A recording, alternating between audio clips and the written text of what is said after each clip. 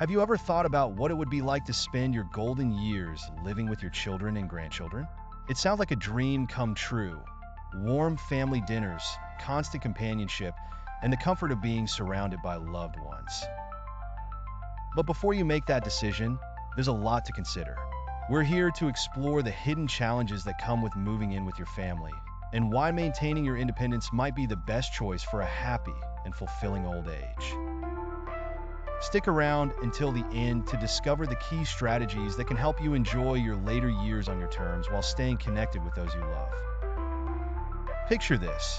Your quiet countryside life is suddenly bustling with diapers, school runs, and dinner table debates over which way delivers the best spag bowl. Is that the golden glow you imagined? Misty surely didn't think so. Having spent her entire life on a farm, her hands in the soil, Miss D and her husband were blessed with 2 children. They toiled day and night, making sure their kids got the education they themselves couldn't afford. Fast forward, their kids are city slickers, making their way through urban jungles. Visits were as rare as red diamonds, but cherished. Days turned into laughter-filled evenings, but when they couldn't make it, life marched on just fine. Everything was peachy until Miss D's husband passed away. The loneliness crept in like an unwelcome guest who just won't leave. The idea of moving in with her kids flashed across her mind's eye, like those pop-up ads promising miracle cures. Her kids offered out of love and concern, but she hesitated. She didn't want to be the wrench in their well-oiled urban machines. Fast forward again, and she does find herself in the city, but this time to aid her pregnant daughter-in-law. Enter the urban mother-in-law wars. No sooner had she put on her apron when she was met with a frosty reception from her daughter-in-law. Her efforts to help were met with a polite but firm distancing.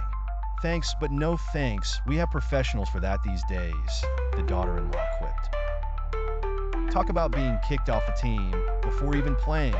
As nights passed, Misty found herself caught in the crossfire of couple disputes about her presence. Her son's insistence on having his mother help was a bone of contention. Misty could almost hear her late husband's voice advising her, know when to fold him. She chose to fold him and headed back to her sanctuary, her beloved farm. She realized that maintaining your own space is often the best way to keep familial love intact. Similar tales are echoed by Mr. N, a retired middle school teacher who sold his countryside home to help his children buy city apartments. Splitting time between 2 sons? Great in theory, havoc in practice. They saw each other once a month, the rest spent on grandkid duty. He realized that what seemed supportive became disruptive. So, as charming as it sounds, living with your children and grandchildren could lead to household indigestion. Any minor misunderstanding starts to snowball into Everest. Living independently, on the other hand, lets you keep your peace and quiet and helps everyone maintain their sanity. In-laws living together? Just say no.